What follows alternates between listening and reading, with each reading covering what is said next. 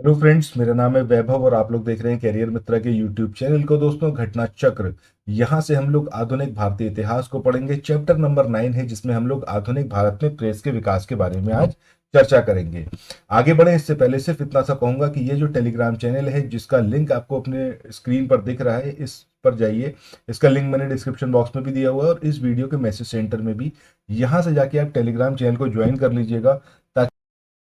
आइए शुरू करते हैं आज के अपने इस चैप्टर को। यहाँ पर हम लोग देखेंगे कि आधुनिक भारत में जो प्रेस का विकास हुआ वो किस तरीके से हुआ, कौन कौन से न्यूज़पेपर सबसे पहले आए और कौन से यूरोपीय थे, ब्रिटिश थे, डेन थे, डेनिश थे या पुर्तगीज थे जिन्होंने स्टार्ट किया पहली बार एशिया में, ठीक है, प्रिंटिंग प्रेस को। तो एक एक करके सारी चीज देखेंगे।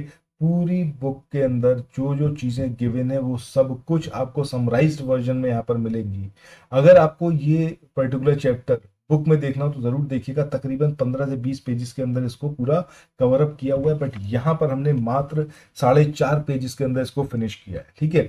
सो आइए शुरू करते हैं आज के अपने सेशन को और एक एक करके सारी चीजें देखते हैं। एग्जामिनेशन के पॉइंट ऑफ व्यू से ये बहुत जरूरी है कि आप मल्टीपल टाइम्स रीड करें, ठीक है, पढ़ें उस चीज को, और उसके लिए जरूरी है शॉर्ट नोट्स जो कि आपको इस पीडीएफ के माध्यम से प्रोवाइड किए जा रहे हैं। चलिए, आधुनिक भारत में प्रेस के विकास की बात करें। पुर्तगालियों ने एशिया में पहली बार गोवा में 1550 में एक प्रिंटिंग प्रेस लगाई थी। तो पुर्तगीज को याद रखना है, 1550 में पहली प्रिंटिंग प्रेस एशिया की लगी थी। कहां पर? गोवा में। एक नाम था विलियम बोल्ट्स का। इन्होंने हिंदुस्तान में समाचार पत्र को पब्लिश करने का पहला प्रयास किया, लेकिन ये अपने प्रयास में सफल होते इससे पहले ईस्ट इंडिया कंपनी ने वापस इंग्लैंड भेज दिया। हम बात करें उन मैगजीन्स की जो कि क्रांतिकारियों को सपोर्ट करती थी, इसमें बंगवासी, काल, केसरी, संध्या, युगांतर और काल थी, ठीक है। तो ये वो पत्रिकाएं थी, ये जो मैगजीन थी जो कि सपोर्ट करती थी क्रांतिकारी आंदोलन को, और कांग्रेस की जो उदारवादी नीति थी उसकी ये भत्सना करती थी, उसको मतलब डिस्क्रेडिट करती थी कि इससे कुछ होगा नहीं। एक न्यूज एजेंसी है जिसका नाम था फ्री प्रेस जर्नल। तो अगर आपसे पूछ लिया जाए ये एग्जैक्टली है क्या, तो ये एक न्यूज एजेंसी थी। जमुना दास, द्वारका दास और शंकरलाल बैंकर की बात करें तो एनी बेसेंट के द्वारा जो होम रूल लीग को स्टार्ट किया गया था उसके ये मेंबर थे। अच्छा, कमेंट सेक्शन में बताइएगा कि अगर हम होम रूल लीग की बात कर रहे हैं जो कि एनी बेसेंट के द्वारा स्टार्ट करी गई, ये कब करी गई, और तिलक के द्वारा जो होम रूल लीग को स्टार्ट किया गया वो कब किया गया। चलो आगे देखें। भारतीयों के द्वारा अंग्रेजी भाषा में प्रकाशित जो पहला समाचार पत्र था वो था बंगाल गजट। इसका प्रकाशक कौन था? गंगाधर भट्टाचार्य। यहाँ पर जेम्स ऑगस्टस हिक्की का नाम आपके दिमाग में जरूर आ रहा होगा, तो ये दोनों ही नाम याद रखना है। बुक के अंदर ये दिया हुआ है गंगाधर भट्टाचार्य के बारे में भी और जेम्स ऑगस्टस हिक्की के बारे में भी। दोनों का एसोसिएशन बंगाल गजट से था, ठीक है। इंग्लिश लैंग्वेज में इसको प्रकाशित किया जाता था, पहला समाचार पत्र था। तो अभी जो क्वेश्चन आएगा, अगर मतलब आता है तो एग्जामिनेशन में, तो गंगाधर भट्टाचार्य और जेम्स ऑगस्टस हिक्की दोनों के नाम आपको नहीं मिलेंगे, एक का ही नाम मिलेगा, ठीक है। आगे बात करें विजय सिंह पथिक की, तो इन्होंने गणेश शंकर विद्यार्थी का जो प्रताप समाचार पत्र था जो कि कानपुर से प्रकाशित होता था, उसमें बिजौलिया का जो किसान आंदोलन था उसको अखिल भारतीय स्तर पर प्रचारित किया था, ठीक है। कौन से समाचार पत्र के माध्यम से? प्रताप।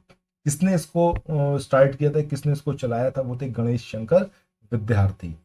तहजीब अल अखलाक की बात करें तो तहजीब अल अखलाक जो है ये एक मैगजीन थी, सर सैयद अहमद खां के द्वारा इसको निकाला गया था।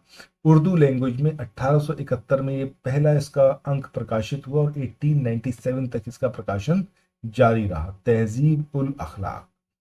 अब यहाँ पर हम ये लिस्ट देखेंगे जिसमें हम समाचार पत्रों के बारे में बात करेंगे। हम उसके जो स्टार्टिंग ईयर था उसको देखेंगे, उसके संपादक कौन रहे, संस्थापक कौन थे, तो ये पर्टिकुलर चीजें यहाँ पर हम लोग देखने वाले हैं। एशिया की पहली प्रिंटिंग प्रेस अभी हमने बात करी 1550 में। बंगाल गजट की बात करें, हिंदुस्तान का पहला समाचार पत्र 1780 में निकाला गया। समाचार पत्रों का पत्रेक्षण अधिनियम ये कब आया? आपका 1799 में। अब यहाँ पर यह समझना बेहद जरूरी है कि अगर आज की डेट में हम बात करें तो हम देखते हैं कि प्रेस को कंट्रोल किया जाता है, चाहे वो प्रिंट मीडिया हो गई या फिर जो इलेक्ट्रॉनिक मीडिया हो गई, दोनों को ही कंट्रोल करने की कोशिश होती है। आज की डेट में आप कानून उस तरीके से बना सकते हैं कि भाई आप मतलब इंडियंस ही राज कर रहे हैं तो उस हिसाब से कानून बनते हैं। लेकिन जब अंग्रेजों का टाइम था तब कानून बहुत ज्यादा कड़े होते थे, सीधे सीधे अगर आपने आलोचना करी तो आपका जो प्रिंटिंग प्रेस है उसको जब्त कर लिया जाएगा और आपको सजा भी होगी। उसके अलावा आपको जो जुर्माना है वो भी पे करना पड़ेगा। चलो, वर्नाकुलर प्रेस एक्ट या फिर हम बात करें देशी भाषा अधिनियम की, तो ये आपका 1878 का था, देशी भाषा प्रेस अधिनियम। दैनिक आज पेपर की बात करें, शिव प्रसाद गुप्त के द्वारा इसको स्टार्ट किया गया। द नेशनल हेराल्ड की बात करें, पंडित नेहरू। द पायनियर की बात करें, जॉर्ज एलन।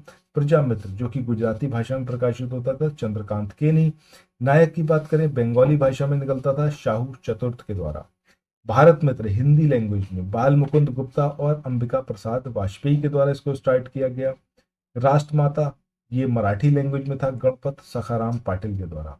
हिंदू की बात करें, जी सुब्रमण्यम अय्यर के द्वारा इसको स्टार्ट किया गया। सुधारक गोपाल कृष्ण गोखले। और वॉइस ऑफ इंडिया या फिर रस्त गुफ्तार की बात करें, दादा भाई नौरोजी।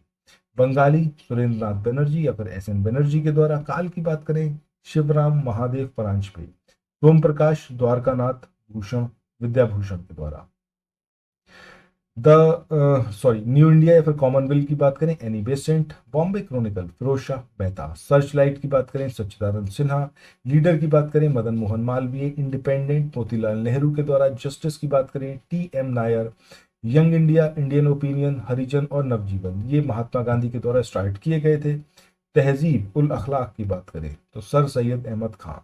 संवाद कौमुदी अथवा प्रज्ञा का चांद दिसंबर 1821 में इसको स्टार्ट किया गया राजा राम मोहन राय के द्वारा, और इन्हीं के द्वारा मिरातुल अखबार को भी शुरू किया गया।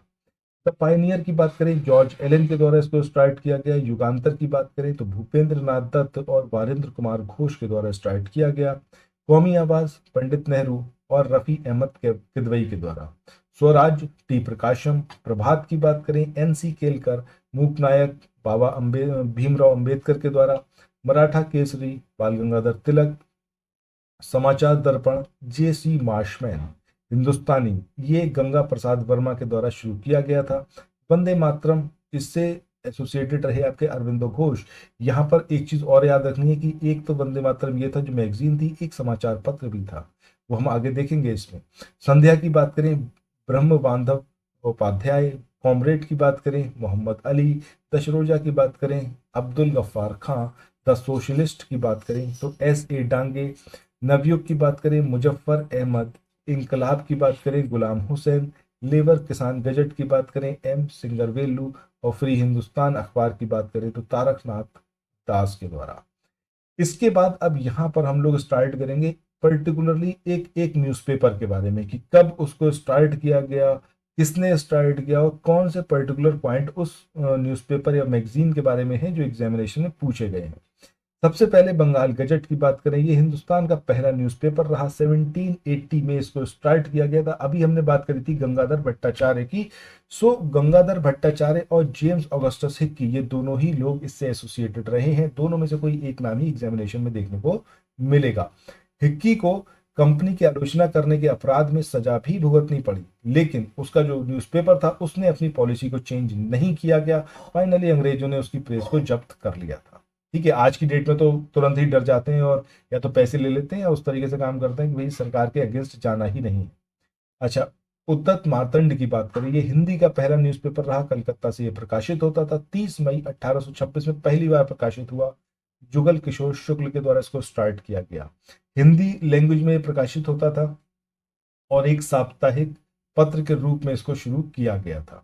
समाचार पत्रों का पत्रेक्षण अधिनियम 1799। अब यहाँ पर कोशिश करी जाने लगी कैसे जो है प्रेस को कंट्रोल किया जाए, कैसे ये देखा जाए कि ये सरकार के अगेंस्ट काम ना करे। तो समाचार पत्रों पर युद्धकालीन सेंसर लागू किया गया, यानी कि जब युद्ध का समय चल रहा होगा उस टाइम पर आप कुछ भी गवर्नमेंट के अगेंस्ट नहीं बोलेंगे। किसने स्टार्ट करा? Lord Wellesley. 1807 में इसका जो था इसको एक्सटेंड किया गया। पहले समाचार पत्र, उसके बाद पत्रिकाएं, पैम्पलेट, पुस्तक, सब पर इसको लागू कर दिया गया और फाइनली लॉर्ड हेस्टिंग्स ने 1818 में इसको निरस्त कर दिया। समाचार पत्र को संपादक, मुद्रक और स्वामी का नाम स्पष्ट रूप से छापना पड़ता था। प्रकाशक को प्रकाशित किए जाने वाले तत्वों को सरकार के सचिव के सम्मुख पूर्व पत्रेक्षण के लिए भेजना होता था, यानी कि जब आप पब्लिश करोगे उससे पहले आपको सरकार का जो सचिव था उसको दिखाना पड़ेगा कि आप क्या छाप रहे हो। वर्नाकुलर प्रेस एक्ट या फिर हम बात करें देशी भाषा अधिनियम 1878 की, तो इसको मुंह बंद करने वाला अधिनियम भी कहा जाता था। लॉर्ड लिटन इसने इसको पारित किया था, प्रावधान किया था। इसके तहत जिला मजिस्ट्रेट जो थे इनको ये अधिकार दिया गया था कि भारतीय भाषा के जो समाचार पत्र हैं उनसे एक बॉन्ड पेपर पर आप साइन कराओ और उस पर लिखवाओ कि आप कोई भी ऐसी चीज नहीं छापोगे जो कि सरकार के अगेंस्ट हो। और यहाँ पर जो मजिस्ट्रेट थे उनको ये भी अधिकार दिया गया, ये भी उनको राइट था कि वो मुद्रणालय जो है या फिर पब्लिक हाउस जो है उसकी जमानत को रद्द कर सकता है। अब कौन कौन से समाचार पत्र थे जिन पर कार्रवाई की गई? इसमें सोम प्रकाश, भारत मेहर, ढाका प्रकाश और सहचर था। किसने और कब ये काम किया? तो लॉर्ड रिपन की बात करें 1882 की, इन्होंने रद्द कर दिया इस वर्निकुलर प्रेस एक्ट को। लॉर्ड रिपन ने भारतीय भाषाओं के समाचार पत्रों को अंग्रेजी भाषा के जो समाचार पत्र थे उसके समान ही फ्रीडम यानी कि स्वतंत्रता दी। पत्रकारिता के लिए ब्रिटिश सरकार द्वारा सजा पाने वाले जो पहले भारतीय थे उनका नाम था बाल गंगाधर तिलक, और ऐसा हुआ था 17 जुलाई 1882 को। ये एक बुक है धनंजय कीर की जो कि लोकमान्य तिलक के बारे में है। इसका नाम है Lokmanya Tilak, father of the Indian freedom struggle. इसमें ये चीज मेंशन करी गई है कि बाल गंगाधर तिलक और गोपाल गणेश अगरकर इनको मराठा और केसरी समाचार पत्र में एक पत्रकार के रूप में 17 जुलाई 1882 को बंबई के डोंगटी जेल में 4 महीने की सजा काटने के लिए बंद किया गया था। क्यों? क्योंकि इन्होंने अंग्रेजों के द्वारा जो कोल्हापुर के महाराज थे उनके प्रति धृष्टता करने पर कड़े शब्दों में निंदा की थी। यानी कि अंग्रेजों ने जो मिसबिहेव किया था कोल्हापुर के महाराज के साथ में, उसकी इन लोगों ने निंदा करी थी अपने आर्टिकल्स में। 1897 में उन्हें जो है यानी कि तिलक की बात कर रहे हैं, 2 अंग्रेजों की हत्या के लिए चापेकर बंधुओं को उत्तेजित करने के लिए, जिसमें एक आर्टिकल उन्होंने लिखा था जिसमें शिवाजी ने किस तरीके से अफजल खां को मारा था, उसका वध किया था। वो एक लेख था जिसके आधार पर जो है मतलब ये अंग्रेजों का मानना था कि चापेकर बंधु एक्साइट हुए थे और उन्होंने 2 अंग्रेजों की हत्या कर दी, जिसकी वजह से तिलक को 18 माह के कारावास का दंड दिया गया। क्योंकि आपने ऐसा एक आर्टिकल छापा जिसमें ऐसी चीजें आपने मेंशन करी जिससे चापेकर बंधु जो थे वो क्राइम करने के लिए प्रेरित हुए। ठीक है। इसके बाद 2 अप्रैल 1883 की बात करें तो यहाँ पर सुरेंद्र नाथ बनर्जी, इनको द बंगाली पत्र में प्रकाशित उनका जो संपादकीय लेख था उसके लिए सजा हुई थी। इसके बाद अगला अखबार है आपका फ्री हिंदुस्तान, वैंकूवर अमेरिका से ये प्रकाशित होता था। अप्रैल 1908 में पहली बार हुआ और तारकनाथ दास ये इसके प्रकाशक थे। संवाद कौमुदी या फिर प्रज्ञा का चांद की बात करें, राजा राम मोहन राय के द्वारा इसको स्टार्ट किया गया दिसंबर 1881 में कलकत्ता से। बांग्ला इसकी पर्टिकुलर लैंग्वेज हुआ करती थी।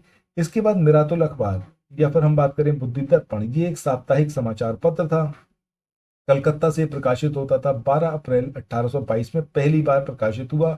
राजा राम मोहन राय के द्वारा इसको स्टार्ट किया गया था, फारसी इसकी लैंग्वेज थी।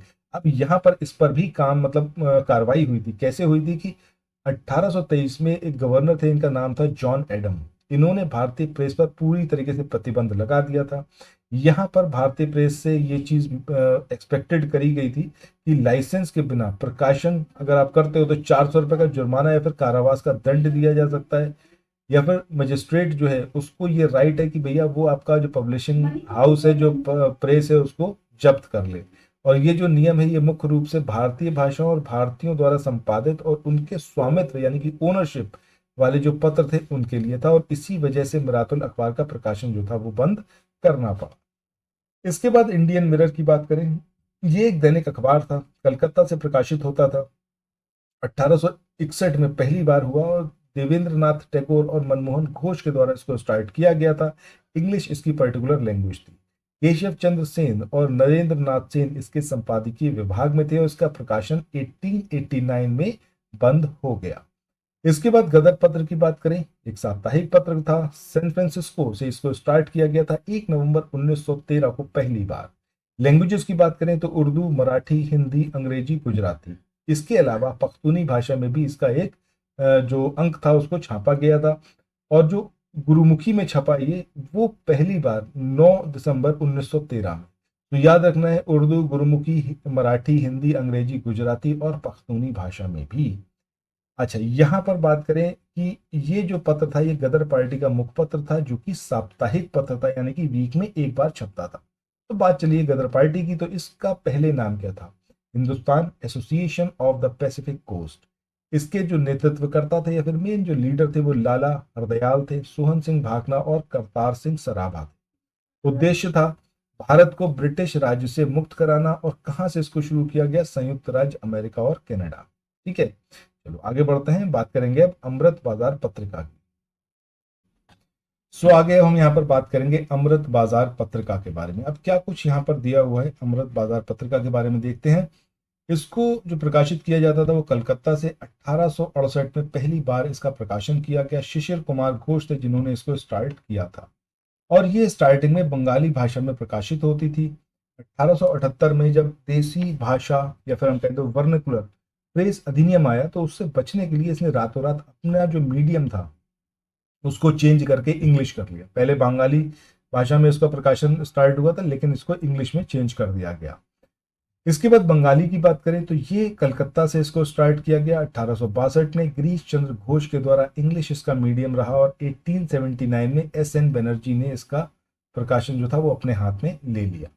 इसके बाद हिंदू पैट्रियट की बात करें, कोलकाता से इसको स्टार्ट किया गया था 1853 में गिरीश चंद्र घोष के द्वारा। भाषा इसकी थी अंग्रेजी।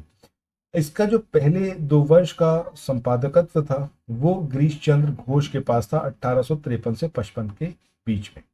1853 में हरीशचंद्र मुखर्जी इसके एडिटर बन गए और उन्होंने जो था वो नील किसान आंदोलन जो चल रहा था या फिर नील जो उत्पादन करने वाले किसान थे उनकी जो दुर्दशा थी उसको यहाँ पर उजागर करा इस पेपर के माध्यम से। 1861 में क्रिस्टो दास पॉल ये इसके संपादक बन गए और इन्होंने सपोर्ट करा किसको? जो जमींदार थे उनको। इन्होंने किसानों का हित ना देखते हुए इन्होंने जमींदारों को सपोर्ट करा और इनकी जो सहायता थी वो मदन मोहन घोष और द्वारकानाथ टैगोर जैसे नेताओं ने भी की थी। 1874-75 के बीच में लंदन में और 1878 में दिल्ली में इस पत्र का जो संपादन था वो सुरेंद्रनाथ बनर्जी के पास था। बाद में इस पत्र को ब्रिटिश इंडियन ओपिनियन ने खरीद लिया, ब्रिटिश इंडियन एसोसिएशन ने खरीद लिया। ठीक है, इसके बाद आगे बढ़ते हैं, बात करते हैं केसरी की। इसका प्रकाशन कहाँ से स्टार्ट हुआ? बंबई से 1881 में पहली बार हुआ। बाल गंगाधर तिलक के द्वारा इसको स्टार्ट किया गया मराठी लैंग्वेज में। तिलक ने इसे होम रूल आंदोलन का मुख्य पत्र बनाया। ठीक है, तो ये इसका मुख्य पत्र था या फिर मुख्य पत्र था। प्रारंभ में केसरी के जो संपादक थे वो आगरकर थे। बाद में केसरी और मराठा दोनों का जो संपादन था वो किसने अपने हाथ में ले लिया? बाल गंगाधर तिलक ने। मराठा की बात करें, बंबई से इसको स्टार्ट किया गया 2 जनवरी 1881 में पहली बार।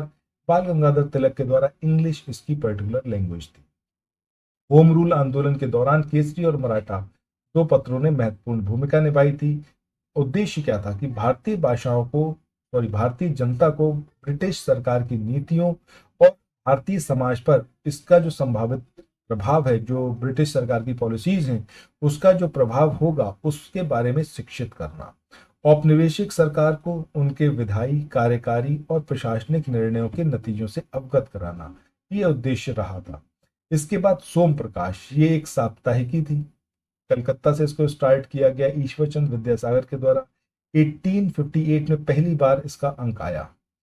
अब ये जो पत्रिका थी ये क्या थे? आपके बांग्ला लैंग्वेज में थी और इस समाचार पत्र ने नील आंदोलन के किसानों के हितों का समर्थन किया था, सोम प्रकाश ने। इसके बाद द लीडर की बात करें, इलाहाबाद से इसको प्रकाशित किया गया। 1909 में स्टार्ट हुआ। मदन मोहन मालवीय के द्वारा इसको स्टार्ट किया गया था।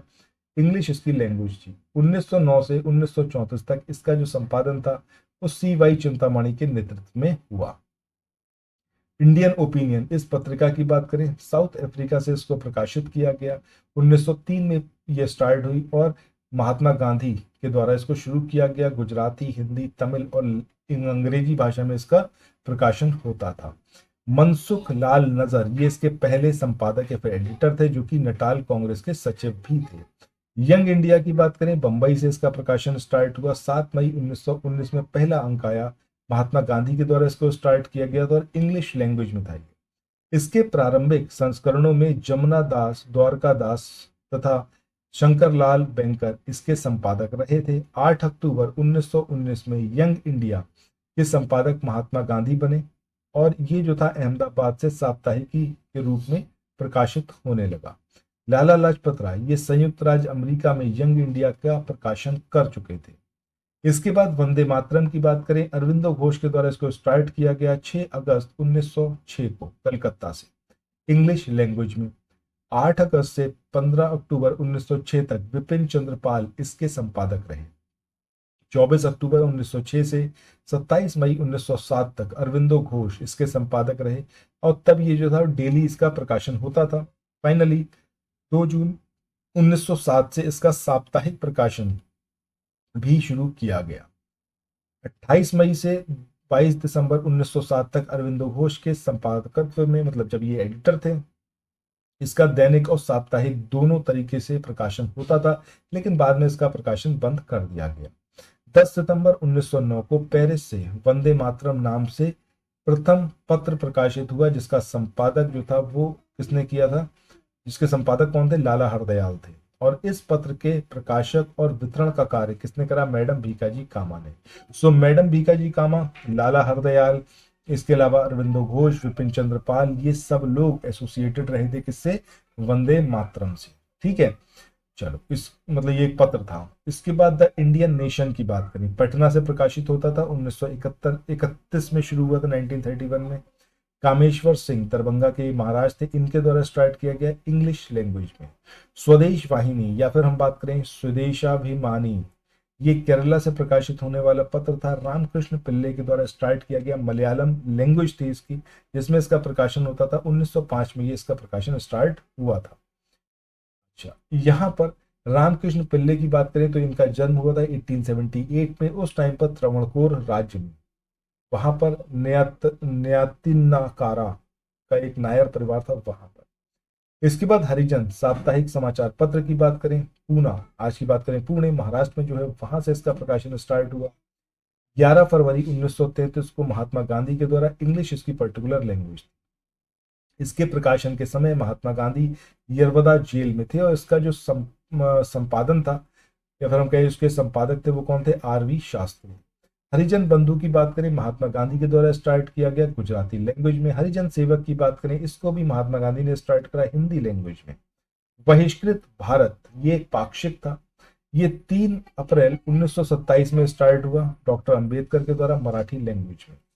यहाँ पर आगे हम देखें बहिष्कृत हितकारिणी सभा को, तो इसका जो स्थापना थी वो कहाँ हुई, बंबई में 20 जुलाई 1924 को डॉक्टर अंबेडकर के द्वारा। इसका जो मेन पर्पस था वो था अस्पृश्य लोगों की नैतिक और भौतिक उन्नति करना। दूसरे जो इंपॉर्टेंट फैक्ट्स हैं इसके बारे में, उसमें है कि इसके पहले अध्यक्ष कौन थे, सर चिमनलाल हीरालाल सीतलवाड़, जबकि इसका जो प्रबंध समिति थी उसकी अध्यक्षता किसने करी, डॉक्टर अंबेडकर ने। सभा का संकल्प शिक्षित करना, उत्तेजित करना और संगठित करना, ये स्वीकार किया गया था। सभा का उद्देश्य था सरकार के सम्मुख अछूतों की जो समस्याएं हैं उसको रखा जाए। इसके बाद अल हिलाल की बात करें, ये एक साप्ताहिक पत्र था, कलकत्ता से स्टार्ट हुआ 1912 में डॉक्टर अब्दुल कलाम आजाद के द्वारा, उर्दू लैंग्वेज में। 1914 में अल हिलाल पर प्रेस एक्ट के तहत प्रतिबंध लगा दिया गया था और भारत में ब्रिटिश राज की आलोचना और भारतीय मुसलमानों को बढ़ते भारतीय स्वतंत्रता आंदोलन में शामिल होने के लिए प्रोत्साहित करना, ये इसका मेन काम रहा था। अल हिलाल का नाम मिस्र में इसी शीर्षक से प्रकाशित एक पत्र था उसके नाम पर रखा गया था, या फिर प्रकाशित एक प्रकाशन था, मतलब उसका नाम जो था वो भी अल हिलाल था, तो उसी के नाम से इसको स्टार्ट यहाँ पर किया गया।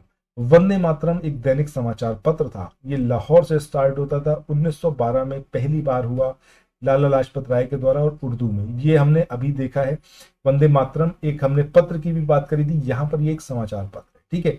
सो इससे एसोसिएटेड रहे थे लाला लाजपत राय। 1912 में स्टार्ट हुआ, उर्दू लैंग्वेज थी लाहौर से।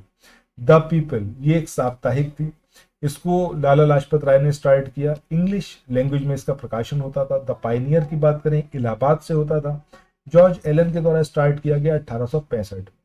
कौमी आवाज की बात करें, लखनऊ, यहां से इसका प्रकाशन होता था। 1945 में पहली बार स्टार्ट हुआ, पंडित नेहरू और रफी अहमद किदवई इससे एसोसिएटेड रहे। उर्दू इसकी लैंग्वेज थी और इसके अगर एडिटर की बात करें तो उनका नाम था हयातुल्ला अंसारी। रस्तगोफ्तार, इस पत्र की बात करें, दादा भाई नारोजी के द्वारा इसको स्टार्ट किया गया। इंडिपेंडेंट समाचार पत्र की बात करें, पंडित नेहरू का नाम याद रखना है, आपको याद रखना है कि इंग्लिश लैंग्वेज में इसको निकाला जाता था और भारत के लिए स्वशासन की मांग करते हुए मोतीलाल नेहरू ने इसको स्टार्ट किया था। कॉमनवेल्थ की बात करें, मद्रास से स्टार्ट हुआ एनी बेसेंट के द्वारा इंग्लिश लैंग्वेज में। इसके बाद न्यू इंडिया, इससे भी एसोसिएटेड कौन थी, एनी बेसेंट, इनके द्वारा निकाला गया था इसको। 1914 में पहली बार प्रकाशन हुआ, मद्रास से इसको प्रकाशित किया जाता था इंग्लिश लैंग्वेज में। स्वतंत्रता संग्राम, इसके संघर्ष के बारे में जानकारी प्रसारित करना ये इसका काम था।